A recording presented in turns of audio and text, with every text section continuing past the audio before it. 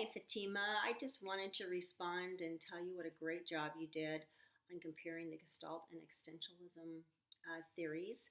And I also wanted to let you know that you have such a soothing voice and a very calming presence. So it just was literally a joy. And I thought, a good counselor you will be, just because of those traits you have.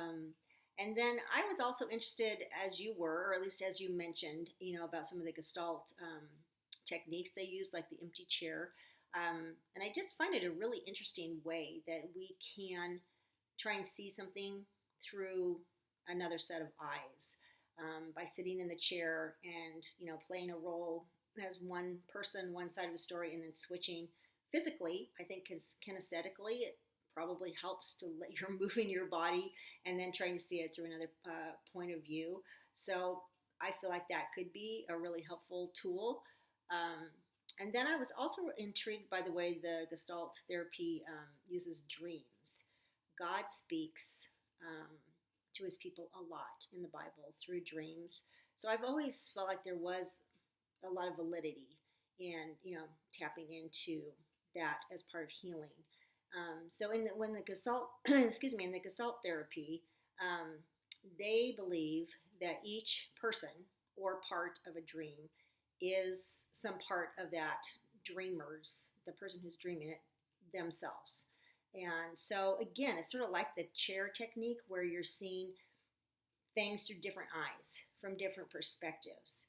And I can see how that would, again, just help to kind of open up your mind to release some blockage and create maybe a deeper understanding that they were unable to achieve, without that assistance. So Gestaltists do believe that dreams can represent unfinished situations and reveal unknown, excuse me, personal struggles.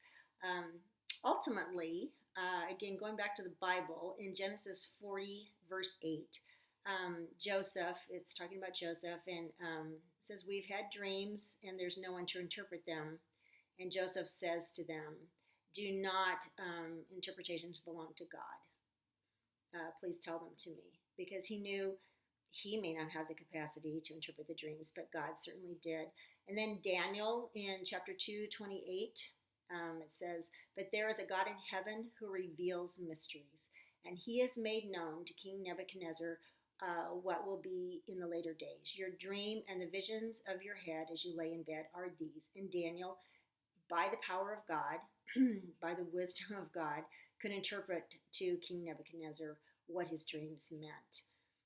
So I just grab a hold of that as Christian counselors, that it is such a privilege we have that we can take any technique and, as we humble ourselves and come before God, that we can take this amazing gift of God's insight and God's wisdom and use it to heal others and set those captives free.